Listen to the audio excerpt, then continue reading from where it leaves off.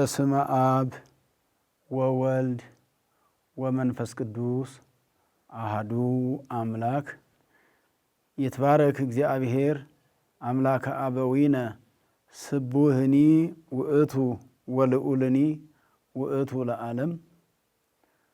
የተወደዳችሁና የተከበራችሁ የእግዚአብሔር ቤተሰቦች በእግዚአብሔር ስም እንደምን ሰነበታችሁ?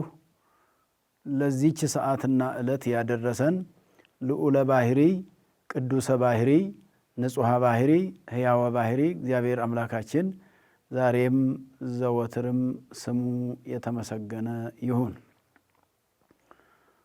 እንኳን ለመስቀሉ የመገኘት በዓል ቀን በሰላም በጤና አደረሰን አደረሳችሁ። እንደ ኢትዮጵያ ኦርቶዶክስ ተዋሕዶ ቤተ ክርስቲያን መጋቢት 10 ቀን የጌታችን የኢየሱስ ክርስቶስ መስቀል የተገኘበት ዕለት በማለት ቤተ ክርስቲያኒቱ የምናከብረው በዓል ነው። መስቀል ኃይልነ፣ መስቀል ጽንዕነ፣ መስቀል ቤዛነ፣ መስቀል መድኃኒተ ነፍስነ፣ አይሁድ ክህዱ ንሕነሰ አመነ ወእለ አመነ በኃይለ መስቀሉ ድህነ። መስቀል ኃይላችን ነው። መስቀል ጽንዓችን ነው። መስቀል ቤዛችን ነው። መስቀል የነፍሳችን መድኃኒት ነው። አይሁድ ይክዱታል፣ እኛ ግን እናምንበታለን ነው። የዕለቱን ትምህርት የምንማረው የቅዱስ ጳውሎስ መልእክቱን መነሻ በማድረግ ነው።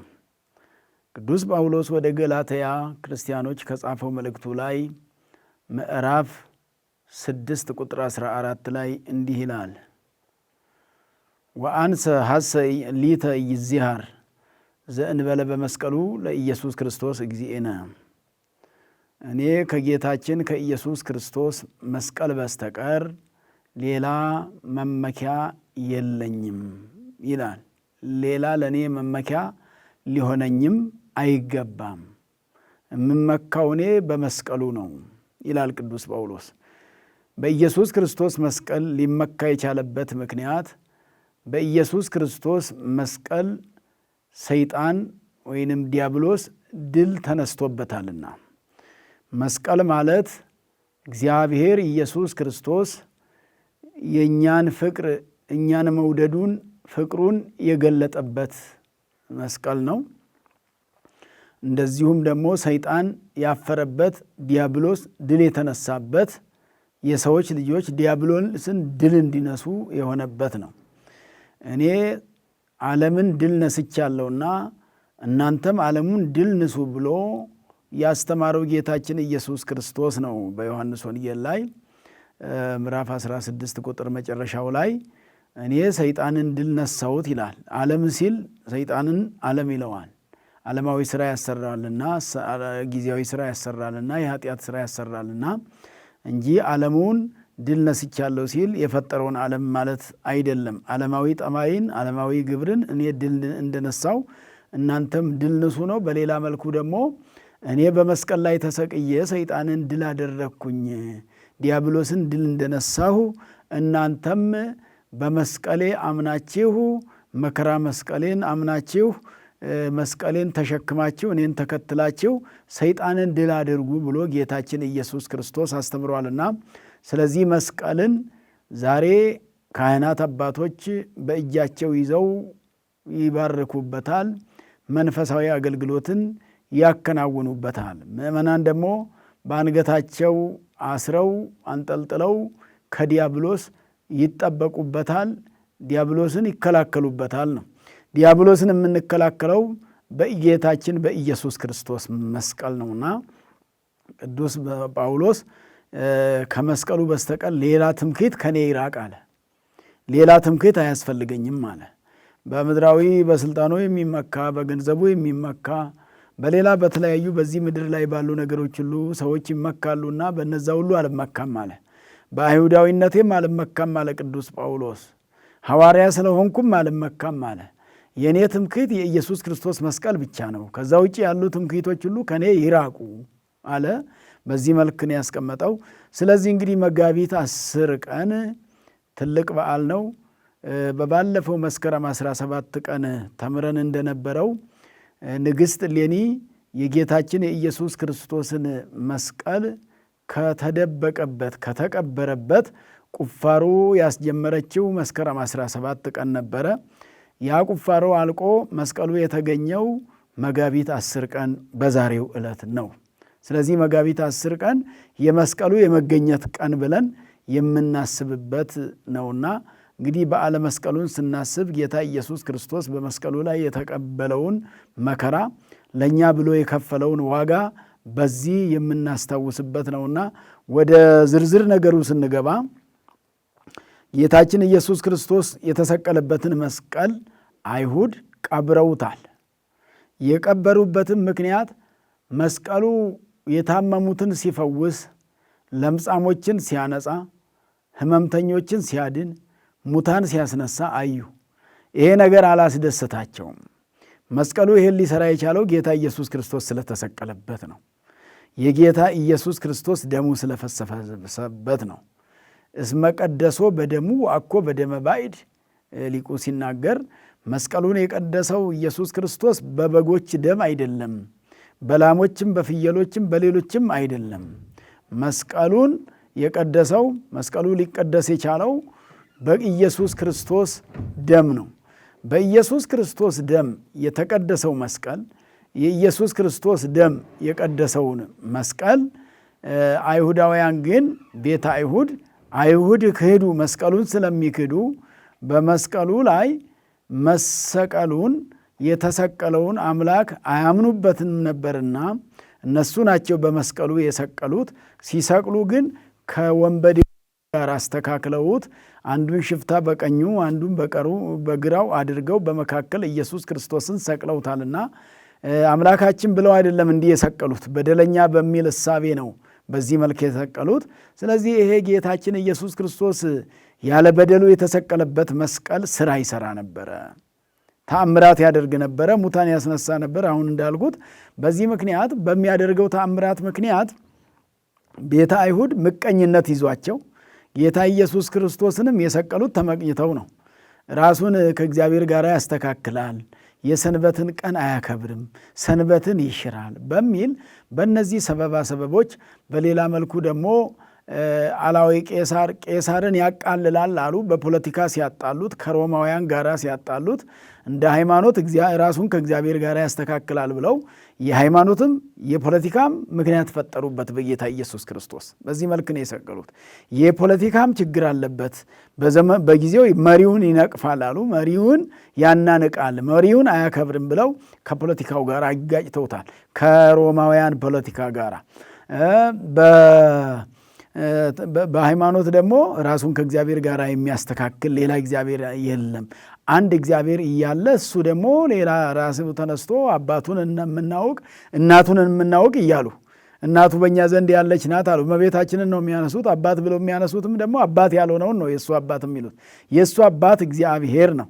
ዝንቱ ውእቱ ወልዴ እኔ ወለቱ ዘአነ አፈቅር፣ እኔ የምወልደው ልጄ ይህ ነው እሱን ስሙት ብሎ እግዚአብሔር አብ በዮርዳኖስ ወንዝ ላይ የመሰከረለት፣ እንደዚሁም በደብረ ታቦር ላይ የመሰከረለት እግዚአብሔር አብ አባታችን የሚሉት እግዚአብሔር የመሰከረለትን ያን ምስክርነት መቀበል ተስኗቸው ሌላ ነበር የሚናገሩትና አባቱን እናውቁም ዘንነ ነአምር አባሁ ወእሞ በዮሐንስ ወንጌል ምዕራፍ 6 ላይ አባት እናቱን እኛ የምናውቃቸው እንዴት ሥጋዬን ብሉ ደሜን ጠጡ ይለናል ብለው ሲከራከሩ ነበርና በዚህ መልክ ይናገሩ የነበሩ ናቸውና አይሁድ አያምኑበትም ነው፣ ሳያምኑበት ነው የሰቀሉት ነው። እንዳውም ለእግዚአብሔር ተቆረቆርን በሚል መልክ ነው የሰቀሉት። ጌታችን ኢየሱስ ክርስቶስ የተሰቀለበት ስለሆነ መስቀሉ ድንቅ ስራ ይሰራ ስለነበረ ያን ድንቅ ስራ አልወደዱ። እንግዲህ የእግዚአብሔርን ድንቅ ስራ የማይቀበል ሃይማኖት አለኝ የሚል ሰው፣ በእግዚአብሔር አምናለሁ የሚል ሰው፣ አይሁድ እኮ ከሃዲዎችም አይደሉም። እንደ ራሳቸው እኮ ኢየሱስ ክርስቶስን የካዱ ወንጌልን ያልተቀበሉት እንጂ እኮ በራሳቸውማ የእግዚአብሔርን ሃይማኖት የምናውቅነን የምናሳውቅምነን መጻሕፍተ ብሉያትን የምናውቅነን ባዮች ነበሩ። እናውቃለን ባዮች ነበሩ። እናምናለንም ባዮች ነበሩ፣ ነገር ግን እምነት አልነበራቸውም። እናውቃለን ባዮች ነበሩ፣ እውቀታቸው ግን ወደ እምነት አላደረሳቸውም። ወደ እምነት የማያደርስ እውቀት አያስፈልግም። ወደ እምነት የሚያደርስ እውቀት ነው የሚያስፈልገው። እምነትም ደግሞ እምነት ወደ ማወቅ ያደርሳል። በእግዚአብሔር የሚያምን ሰው እግዚአብሔር የገለጠለትን ሁሉ ያውቃልና በዚህ መልክ ኢየሱስ ክርስቶስን የማይቀበሉ አይሁድ መስቀሉንም አልተቀበሉም ነው። መስቀሉ ተአምር በመስራቱ በምቀኝነት ተነስተው በዚህ በምድር ላይ ቀበሩት ነው። መስቀሉን ቀበሩት፣ እውነትን ቀበሩት። መስቀልን መቅበር ማለት እውነትን መቅበር ማለት ነው። የኦርቶዶክስ እምነትን መቅበር ማለት ነው። የኢየሱስ ክርስቶስን ሃይማኖት ለሰው ልጅ እሱ የሰጠውን ሃይማኖት መቅበር ማለት ነውና መስቀሉን በቀበሩ ጊዜ እንደውም በአካባቢ ያሉትን ሰዎች ጥራጊ ከቤታቸው ሲጠርጉ ቆሻሻውን ሁሉ በዚያ ላይ እንዲጥሉበት እንዲደፉበት አዘዙ። በዚህም ምክንያት ብዙ ዘመን በትቢያ ውስጥ ስለኖረ የጌታችን ኢየሱስ ክርስቶስ መስቀል ወኮነ አብዬ ወግረ እንደ ታላቅ ኮረብታ እንደ ተራራ ሆነ፣ ቆሻሻው በላዩ ላይ የተከመረበት። ምክንያቱም ብዙ ዓመት ነበረ፣ ከ200 ዓመት በላይ ነው በአፈር ውስጥ የቆየው የጌታችን ኢየሱስ ክርስቶስ መስቀል። ነገር ግን እውነት በአፈር ውስጥም ቢቆይ እውነት ነው። መስቀል በማይገባ ቦታም ቢቆይ መስቀል ነው። መስቀሉን የሚገፉ መስቀሉን የሚጠሉ ቢቀብሩትም እንግዲህ መስቀለ ኢይክፋ ይላል ያ ጌታችን ኢየሱስ ክርስቶስ ያስተማረው ወንጌል በሰማይ ብሎ ዲያቆኑ የሚለው ላይ መስቀልን አይበድል ይላል፣ መስቀልን አይግፋ ይላል። መስቀል አይገፋም፣ መስቀል የሚገፋ አይደለም።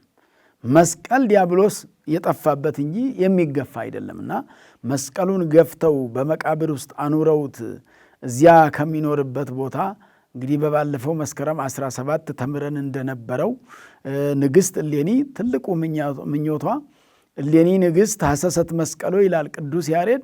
ንግሥት እሌኒ የጌታችን ኢየሱስ ክርስቶስን መስቀል ብቻ ነበር የምትፈልገው፣ ሌላ ሁሉ ሞልቷት ነበረ። ልጇ በነገሰላት ጊዜ ቆስጠንጢኖስ ለንግስ በበቃ ጊዜ እኔ እናት የምትሽውን ነገር ጠይቂኝ ሲል እንግዲህ በምድር ላይ ደልቷት እንድትኖርም አልነበረም ጥያቄዋ የነበረው። ከልጇ ትፈልግ የነበረው ሃይማኖታዊ ነገርን ነው። አይሁድ በግፍ የቀበሩት መስቀል አለና እሱን ብታስወጣልኝ፣ እሱን አውጥቼ ክርስቲያኖች ቢሳለሙት፣ ክርስቲያኖች ቢገለገሉበት፣ አብያተ ክርስቲያናት ቢከፈቱበት፣ ቢባረኩበት፣ በረከት ቢተላለፍበት፣ የእግዚአብሔር በረከት ወደ ሰዎች በዛ በመስቀሉ ቢተላለፍ ብላ ይሄን ነበረ ስትመኝ የነበረው። ልጇም እንደ ፈቃዷን ያደረገላት። እንግዲህ የወላጅን የእናቱን ፈቃድ የሚያደርግ ልጅ የታደለ ነው። በመጽሐፈ ምሳሌ ምዕራፍ 10 ላይ ስታነቡት አስተዋይ ልጅ አባት እናቱን ደስ ያሰኛል ይላል። ወወልድሰ አብድ ወልድ ጠቢብ ያስተፌስ አባሁ ወእሞ ወወልድሰ አብድ ያስተሐዝና ለእሙ። አስተዋይ ልጅ አባት እናቱን ደስ ያሰኛል፣ ሰነፍ ልጅ ደግሞ እናቱን ያሳዝናታል ይላል። ቆስጠንጢኖስ ሰነፍ ልጅ አይደለም፣ ብልህ ልጅ ነበረ። በብልህነቱ እናቱ እሌኒን ያስደሰታት፣ የፈለገችውንም አደረገላት።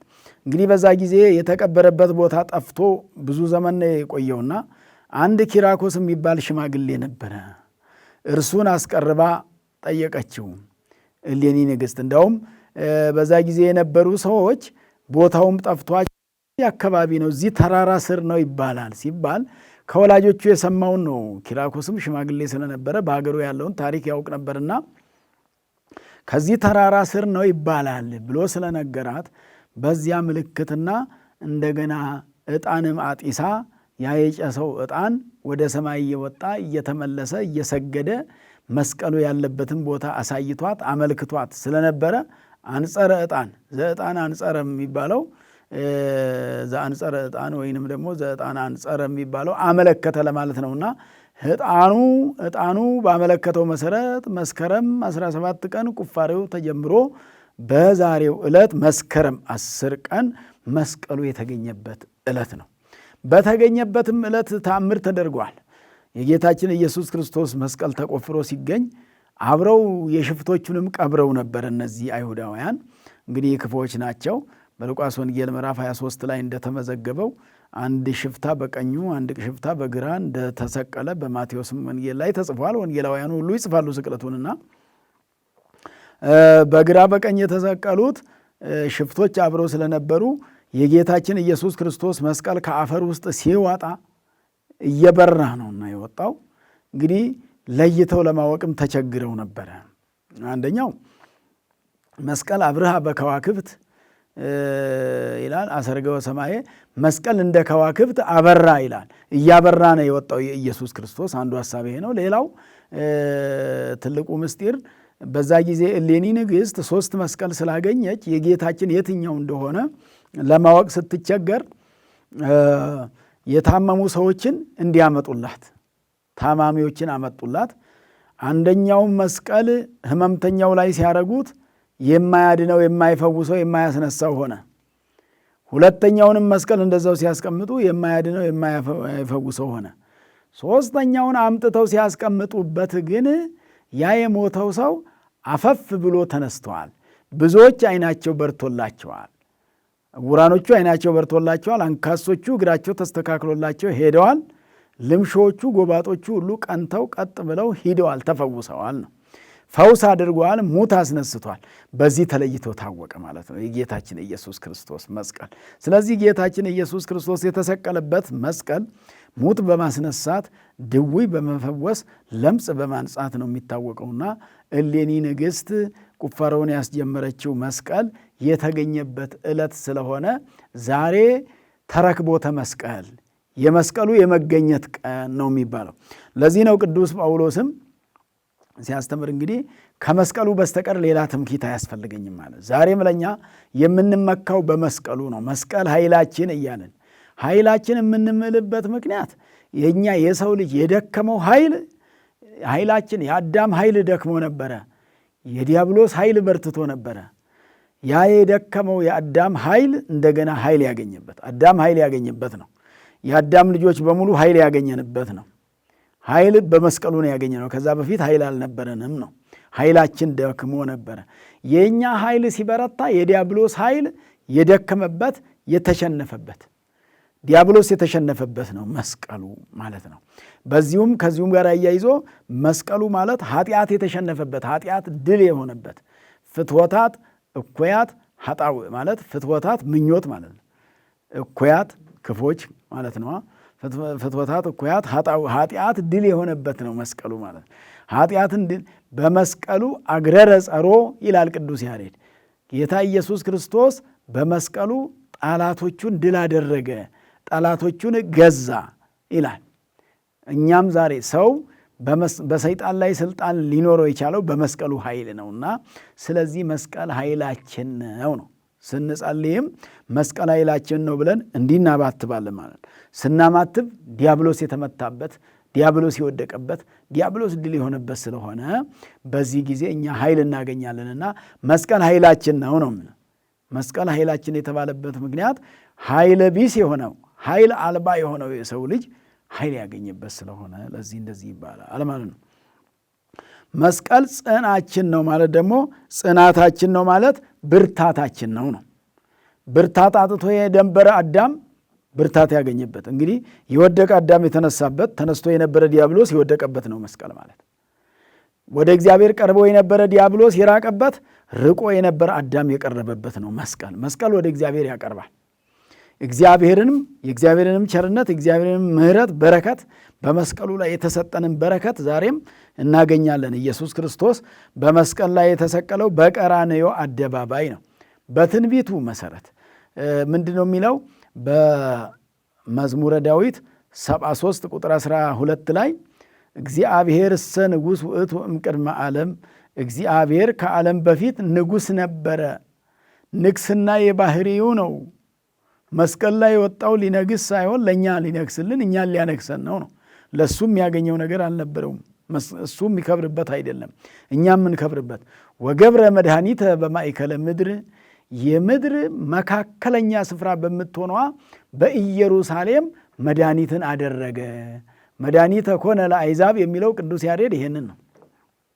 ለአሕዛብ መድኃኒት ሆነ። አሕዛብ ሲባል ሕዝቡ አሕዛቡ የዳነበት ኢየሱስ ክርስቶስ በመስቀሉ 7ቱን መስተጻረራን አስማምቷቸዋል። 7 ጠበኞች፣ 7 የማይስማሙትን ማን ናቸው? 7ቱ ጠበኞች የማይስማሙት አንደኛው ሰውና እግዚአብሔር፣ 2 መላእክት፣ 3 መላእክት ከሰው ጋር ማለት ነው ተለይተው ስለነበረ ኃጢአት በሰራ ጊዜ ከዛ ነፍስና ሥጋ፣ ሕዝብና አሕዛብ፣ እነዚህ 7 ናቸው። እግዚአብሔር፣ መላእክት፣ ሰው 3፣ ሕዝብና አሕዛብ 5፣ ነፍስና ሥጋ 7። እነዚህ 7 መስተጻርራን የተስማሙበት ነው። በመስቀሉ ላይ ኢየሱስ ክርስቶስ በተሰቀለ ጊዜ እንግዲህ በኢየሩሳሌም የተሰቀለበት ምክንያት ይሄ ትንቢት በዳዊት ስለተነገረ ነው። አስቀድሞ ኢየሩሳሌም ማለት የዓለም ማዕከል ቦታ ናት። የዓለም እኩሌታ ስፍራ፣ መካከለኛው ስፍራ። ኖህም ለልጆቹ ይህን ዓለም ዕጣ በዕጣ አካፍሎ በመልአኩ ዳኝነት በኖህ ሽምግልና እንግዲህ ከ3 ተከፍሎ ተሰጥቷል። ግራግራውን ለካም፣ ቀኝ ቀኙን ለያፌት፣ መሃሉን ለሴም። የሴም ዕጣ ክፍል ናት ኢየሩሳሌም። ኢየሩሳሌም የሴም ዕጣ ክፍል ናትና በዚች ስፍራ ነው ኢየሱስ ክርስቶስ የተወለደው፣ በኢየሩሳሌም ነው ልደቱ። ምክንያቱም እሱም ለይድር እግዚአብሔር ውስተ ቤቱ ለሴም ተብሎ ነው በትንቢት የተነገረው። እግዚአብሔር በሴም ቤት ውስጥ ይደር። የሴም ቤት የተባለች ኢየሩሳሌም። ኢየሩሳሌም ማለት ደግሞ ሀገረ ሰላም። ይህ እንግዲህ ተጨማሪ የገባ ነው። የሩ ማለት ሀገር ማለት ነው። ሳሌም ማለት ሰላም ማለት ነው። ኢየሩሳሌም ማለት ሀገረ ሰላም ማለት ነው። ሀገረ ሰላም ማለት ነው። ኢየሱስ ክርስቶስ ሰላምን የሰጠባት ሀገር፣ ለዓለሙ በሙሉ ሰላምን የሰጠው በኢየሩሳሌም ተሰቅሎ ነው። በኢየሩሳሌም ተሰቅሎ ለዓለሙ በሙሉ ሰላምን ሰጠ መድኃኒታችን ኢየሱስ ክርስቶስ። ስለዚህ የምድር ማዕከል በሆነችው ሴም ማለት የኖህ ልጅ ነው። የኖህ ልጆች 3 ናቸው። ሴም፣ ያፌት፣ ካም የሚባሉ ያኔ በንፍር ውሃ ጊዜ ዓለሙ በሙሉ ሲጠፋ ሲያልቅ የቀሩት 3ቱ ልጆቹና ከዛ ከነ ሚስቶቻቸው እነሱ 6 ይሆናሉ። ኖህ ከነ ባለቤቱ ደግሞ 2 እና 8 ወዲህኑ 80ቱ ነፍስ ብሎ 8ቱ ነፍሳት ድነዋል ብሎ ኖህ በመልእክቱ የጻፈው ማነው? ጴጥሮስ በመልእክቱ የጻፈው ይህን ነው፣ ቅዱስ ጴጥሮስ ማለት። ስለዚህ በማዕከለ ምድር በኢየሩሳሌም። ለምን በምድር መካከል የሆነችው ኢየሩሳሌም ላይ ተሰቀለ ሲባል መካከል ላይ የሆነ ነገር ወደ ሰሜንም ቢሄዱ ወደ ደቡብ ቢሄዱ ወደ ምስራቅ ወደ ምዕራብ ቢሄዱ ለሁሉም እኩል ነው ማዕከል ስለሆነ፣ እሱም ለዓለሙ ሁሉ እኩል የሚፈልገኝ ሁሉ ያገኘኝ ዘንድ ተሰቅያለሁ፣ በእኔ ያመነ ሁሉ ይድንብኛል። አድልዎ የሌለበት ስቅለት ነው፣ ለሁሉ ነው፣ ለሰው ልጅ በሙሉ ነው። የሰው ልጅ ሁሉ ይድንበት ዘንድ እንግዲህ በዮሐንስ ወንጌል ምዕራፍ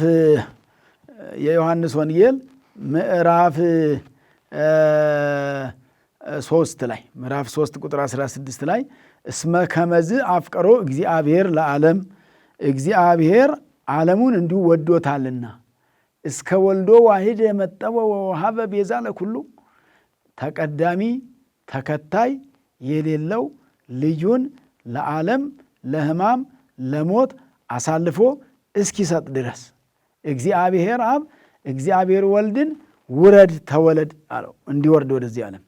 ከዛ ወርዶ ደግሞ እንዲወለድ፣ ከዛ ደግሞ ተሰቀል አለው፣ በመስቀል ላይ እንዲሰቀል። ከዛ ሙት አለው፣ ተሰቀል ሙት ያለው እግዚአብሔር አብ ነው። ምክንያቱም በኢየሱስ ክርስቶስ በመስቀል ላይ በመሰቀል ጉዳይ፣ በወልድ መሰቀል ጉዳይ ፈቃደ አብ ፈቃደ መንፈስ ቅዱስ አለበት። በአባቱ ፈቃድ በራሱ ፈቃድ በመንፈስ ቅዱስ ፈቃድ መጥቶ አዳነን ብሎ ቅዱስ ኤፍሬም በማክሰኞ ውዳሴ ማርያም ላይ የተናገረው ይሄን ነው። ምክንያቱም በእኛ ድነት ጉዳይ መሰቀሉ እኛን ለማዳን ነውና በመሰቀሉ ስቅለቱ ለእኛ ሁሉ ለድነት ስለሆነ የእግዚአብሔር አብና የእግዚአብሔር መንፈስ ቅዱስም ፈቃድ አለበት ነው። በማዕከለ ምድር ተሰቀለ፣ ለሁሉም እኩል ተሰቀልኩኝ፣ የፈለገኝ ሁሉ ያገኘኛል ሲል ነው ማለት ነው። ጽናችን ማለት ይህ ነው። መስቀል ቤዛነ፣ መስቀል ቤዛችን ነው። ቤዛችን የእኛ ቤዛ ካሳ የተፈጸመልን ለእኛ በመስቀሉ ላይ ለእኛ እንደ ካሰ የተረዳነው በመስቀሉ ላይ ባደረገልን ፍቅር ነው። ማንም ሰው እንግዲህ ለወዳጅ ወዳጄ ብሎ ለሚለው ሰው ማን ይሞትለታል ከኢየሱስ ክርስቶስ በስተቀር? ለእኛ ብሎ የሞተ ለእኛ ብሎ የተገረፈ ለእኛ ብሎ ያን ሁሉ መከራ የተቀበለ ለእሱ የማይገባውን ነገር ሁሉ ነው የተቀበለው። መከራ ለእሱ አይገባውም፣ ግርፋት ለእሱ አይገባውም። 6666 ጊዜ መገረፍ ቀርቶ አንድ ጊዜ መገረፍ ለእሱ አይገባውም።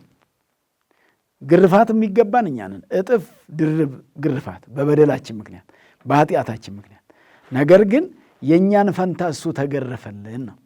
አዳም ሲገረፈን የሆነውን ግርፋት ኢየሱስ ክርስቶስ ተቀበለውና አዳምን ከግርፋት ነፃ አደረገው ማለት ነው።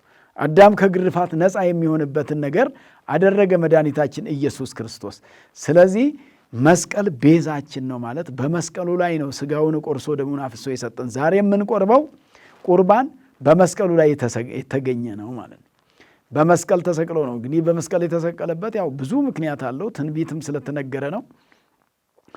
ትንቢትም አስቀድሞ እግዚአብሔር ቃልም ሲገባ ለአዳም ከልጅ ልጅ ተወልጄ አድንሃለሁ ሲል በመስቀል ላይ ተሰቅዬ ሞቼ አድንሃለሁ ነው ያለው።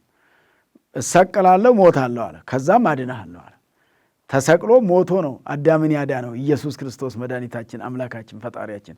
ስለዚህ መስቀል ምናችን ነው? ቤዛችን ነው። ቤዛ ኢየሱስ ክርስቶስ ለእኛ ዋጋ የከፈለበት ስለሆነ ነው። እኛን የተቤጀበት፣ እኛን ያዳንበት፣ ለእኛ ቤዛ የሆነበት፣ ለእኛ ሕይወት የሆነበት፣ እኛን ከወደቅንበት ያነሳበት፣ ያውም ከሽፍቶች ጋር ተቆጥሮ ተወለቀ ምስለ ጊዌያን ከሽፍቶች ጋር ተቆጠረ። እንደ ሽፍታ እንደ ወንበዴ ታስቦ እንዳውም አይሁድ እኮ ጲላጦስ ማንን ላድንላችሁ ትወዳላችሁ ሲላቸው ኢየሱስ አሃኑ ሲላቸው ኢየሱስን ላድንላችሁ ትፈልጋላችሁ አሉ። አይሆንም አሉ። ኢየሱስን ስቀለው አሉ።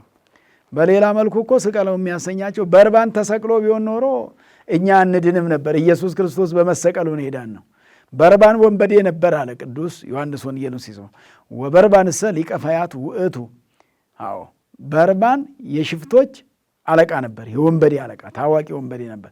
እንግዲህ ቤተ አይሁድ ወንበዴ ነው ያስለመናቸው። አምላክን ትተው ወንበዴ መረጡ። ከኢየሱስ ክርስቶስ ሽፍተውን የአምስት ገበያ ሕዝብን በ5 እንጀራና በ2 ዓሣ ያጠገበውን ንቀው ወንበዴውን ቀማኛውን እንኳን ሊያበረክት የሚቀማውን መረጡ ነው። ዓለም ወንበዴ ይመርጣል። ዓለም የራሱ የሆነውን ይወዳል ብሎ ጌታችን ኢየሱስ ክርስቶስ አስተምሯልና ዓለምሰ እሊአሁ ያፈቅር ማለት የራሱ የሆነውን ነው። ሰው ተመሳሳዩን ይወዳል፣ አጥፊ አጥፊውን ይወዳልና ቢጤውን ማለት ተመሳሳዩን የሚመሳሰልን አብሮት ሊሄድ የሚችል ነው። መቼም ጻድቅ ጻድቅን ይወዳል። ወምስለ ጠቢብ ትከውን ጠቢበ። አዎ ከጠቢብ ጋር ጠቢብ ትሆናለህ። ምሳሌ ላይ ነው ሰሎሞን ይህን የሚናገረው። አስተዋይ ሰው ጋር የሚውል ሰው አስተዋይ ይሆናል ነው። አዋቂ ጋር የሚውል አዋቂ ይሆናል ነው። ማስተዋል በጣም ትልቅ መልካም ነገር ነውና እነዚህ ቤተ አይሁድ ጌታ ኢየሱስ ክርስቶስን ከመምረጥ ይልቅ ሽፍታውን በርባንን የመረጡት። በርባንን አስወደዳቸው፣ ሽፍታ አስወደዳቸው፣ ሽፍታ አስመረጣቸው። ጥፋትን መረጡ፣ ሲኦልን መረጡ፣ ገሃነመ እሳትን መረጡ። ሽፍታን ጌታችን ኢየሱስ ክርስቶስን አለመውደድ ገነት መንግሥተ ሰማያትን አለመውደድ ነው። እሱን አለመውደድ አልጸድቅም ጽድቅ ይቅርብኝ እንደማለት ነውና እሱን ወደን መልካም ሥራ ሰርተን መንግሥተ ሰማያት ለመውረስ አምላካችን ፈጣሪያችን መድኃኒታችን ኢየሱስ ክርስቶስ ሁላችንንም ይርዳን። ስለዚህ መስቀል ቤዛችን ነው ካለ በኋላ መጨረሻው ላይ ምን ይላል? መስቀል መድኃኒተ ነፍስነ፣ መስቀል የነፍሳችን መድኃኒት ነው ነው። መስቀል የነፍሳችን መድኃኒት ነው ነው። መስቀል የነፍሳችን መድኃኒት ነው። የነፍሳችን መድኃኒት ነው ማለት ነፍስና ሥጋ የሰውነታችን መድኃኒት ድነት ያገኘንበት ማለት ነው። መስቀል መድኃኒተ ነፍስነ የነፍሳችን መድኃኒት ስለሆነ የእነዚህን 4 ነገሮችን ታሳቢ አድርገን ኃይላችን ነው ብለን፣ ጽናችን ነው ብለን፣ ቤዛችን ነው ብለን፣ የነፍሳችን መድኃኒት ነው ብለን መስቀሉን አምነን ኢየሱስ ክርስቶስ የተሰቀለበት ነው ብለን እንሳለማለን ማለት ነው። በቤተ ክርስቲያን ያለ መንፈሳዊ አገልግሎት ሁሉ ያለ መስቀል የሚከናወን አይደለም። በኢትዮጵያ ኦርቶዶክስ ተዋሕዶ ቤተ ክርስቲያናችን በመስቀል ነው የሚከናወነው። መስቀል መግረር የጸር ስለሆነ፣ መስቀል ኃይለ እግዚአብሔርን የሚሰጥ ስለሆነ፣ ጽን የሚሰጥ ስለሆነ፣ ቤዛን ካሳን የሚሰጥ ስለሆነ፣ እንደዚሁም ደግሞ መድኃኒታችን ስለሆነ፣ ስለዚህ ቅዱስ ጳውሎስ እንዳለው እንደተነሳንበት ርዕስ መስቀሉ መመኪያችን ነውና ሰይጣንን የምንከላከልበት ነው ማለት ነው። መስቀል ሰይጣን መከላከያ ነው ማለት ነው። የእግዚአብሔርን ቸርነት ያየንበት የእግዚአብሔር ለሰው ብሎ ሕይወቱን አሳልፎ የሰጠበት በጎቼ ራሴን አሳልፌ እሰጣለሁ ያለውን የፈጸመበት እሞትላችኋለሁ ሞቼ አድናችኋለሁ ያለውን ነገር ለእኛ የፈጸመው በመስቀል ላይ ነውና የመስቀሉን በዓል ስናከብር ጌታችን ኢየሱስ ክርስቶስ የተሰቀለበት መስቀል ነው። ጌታችን ዛሬ መስቀሉ የተገኘበት ስለሆነ ተረክቦተ መስቀል ይባላል። ዕረተ ተረክቦተ መስቀል ያ ጠፍቶ የነበረው ከ200 ዓመት በላይ ተሰውሮ ጠፍቶ ትቢያ ተቆልሎበት ተራራ አክሎ በላዩ ላይ የተቆለለው ነገር ያ ገፈፍ ብሎ ቁፋሮው አልቆ መስቀሉ ወጥቶ ሕመምተኞች የተፈወሱበት፣ እግዚአብሔር የከበረበት፣ እሌኒ የተደሰተችበት፣ ቆስጠንጢኖስ የተደሰተበት፣ ኦርቶዶክሳውያን አማኞች የተደሰቱበት፣ አይሁድ ያፈሩበት ዕለት ነውና ስለዚህም ዛሬም ቢሆን አይሁዳዊ ግብር ካለ መስቀል የሚያስጠላ መንፈስ ካለ መስቀል ዋጋ የተከፈለበትና እግዚአብሔር ሥራ የሰራበት ስለሆነ ስንሳለመው እግዚአብሔርን ነው የምንሳለመው። በመስቀሉ ላይ የተሰቀለውን ነው እያሰብን የምንሳለመውና እሱን መሳለማችን ነው። ምክንያቱም እዚህ እሱን ስለማናየው ከፊታችን ያለው መስቀሉ ስለሆነ መስቀሉን ስንሳለም አምላካችንን ተሳለምን ማለት ነው። ኢየሱስ ክርስቶስን ተሳለምን ማለት ነው። ከኢየሱስ ክርስቶስ በረከት አገኘን ማለት ነው። በመስቀሉ ላይ ያለ በረከት ኢየሱስ ክርስቶስ የሰጠው በረከት ነው። በመስቀሉ ላይ ያለው በረከት ኢየሱስ ክርስቶስ የሰጠው በረከት ስለሆነ ለእሉ ክልኤቱ ፍጡራን ስብሐተ ፈጣሪ ይደልዎሙ እስመ ተአረዩ በክብሮሙ ብሎ እንግዲህ ለእመቤታችን ክብር ይገባታል አምላክን ስለወለደች፣ ለመስቀሉም ክብር ይገባዋል ጌታችን ስለተሰቀለበት፣ ሰይጣን ድል ስለሆነበት ብለን ይሄንን አስበን በዚህ መንፈስ እግዚአብሔርን እያገለገልን የምንኖርበት ነው። ይልቁኑ ወቅቱም የጾም ሰዓት ስለሆነ እየጾምን እየጸለይን እያስቀደስን በረከት እያስገኘን በጾም የምንገኝበት ሰዓት ነው። ስጋችንን ለነፍስ የምናስገዛበት ሰዓት ነው። አሁን ስጋ ተገዢ ነው። ነፍስ እንዳለችው ነው። ወደ ቤተ ክርስቲያን እንሂድ ስትለው እየሄደ ነው። እናስቀድስ ስትለው ስጋ እሺ ብሎ እንደ ነፍስ እያስቀደሰ ነው። እንጸልይ ስትለው እየጸለየ ነው። እንስገድ ስትለው እየሰገደ ነው። ስለዚህ አሁን ስጋ ተገዢ ሆኖ ነፍስ እንደምታዘው ነው። ሌላ ጊዜ ስጋ እያዘዘ ነፍስ ወደማትፈልግበት ስፍራ እየወሰዳት የነበረ ስጋ በዚህ በአብይ ጾም ታላቅ ጾም ጌታችን ኢየሱስ ክርስቶስ በጾመው ጾም ነፍስ ስጋ ለነፍስ እየተገዛች ያለችበት ሰዓት ስለሆነ ለዚህ ሰዓት ያደረሰን አምላካችን መድኃኒታችን ኢየሱስ ክርስቶስ ስሙ የተመሰገነ ይሁን። እንግዲህ የመስቀሉ ነገር በእኛ ዘንድ ኃይለ እግዚአብሔር ነው ብሏል ቅዱስ ጳውሎስ በዚሁ በአንደኛ ቆሮንቶስ ምዕራፍ 1 ቁጥር 18 ላይ ስታነቡት በሞኞች ዘንድ ግን እንደ ጥፋት ይቆጠራል። የመስቀሉን ነገር የሚረዳ ኢየሱስ ክርስቶስ የከፈለውን ዋጋ የሚረዳና የሚያስተውል ሰው ነውና ጌታችን ኢየሱስ ክርስቶስ ለእኛ የከፈለውን ዋጋ ለእኛ የሰጠውን ነገር ሕይወቱን እንደሰጠን ዘዚአነ ሞተ ነሣ ወእንቲአሁ ሕይወተ ወሀበነ የእርሱን ዘዚአነ ሞተ ነሣ ማለት የእኛን ሞቱ አድርጎ የእሱ የባሕሪ ሕይወቱ መንፈስ ቅዱስን ሰጠን ነው ተብሎ ቅዱስ ኤፍሬም የተናገረው ሶርያዊ ኤፍሬም ማለት ነው። ዘዚአነ ሞተ ነሥአ የእኛን ሞት ገንዘቡ አደረገ ነው። ዘዚአነ ሞተ የእኛን ሞት እሱ ሞተ። መሞት የሚገባውን የእኛን ሞት ሞተ። ወእንቲአሁ ሕይወተ ወሀበነ የእሱን የባሕሪ ሕይወቱን ለእኛ ሰጠን ነው። እንግዲህ የእኛን ሞት ተቀበለ፣ የእሱን ሕይወት ደግሞ ለእኛ ሰጠን። ስለዚህ መስቀል ላይ ሞታችን ድል የተነሳበት፣ ሞተ ሥጋ ሞተ ነፍስ የተደመሰሰበት፣ ሞተ ሥጋ ሞተ ነፍስ ድል የሆነበት ነውና ሕይወት ያገኘንበት ነው። ዲያብሎስ የተሻረበት፣ አዳም የከበረበት ስለሆነ ለዚህ ቀን ያደረሰን አምላካችን መድኃኒታችን ኢየሱስ ክርስቶስ ስሙ የተመሰገነ ይሁን። ወስብሐት ለእግዚአብሔር። ይቆየን።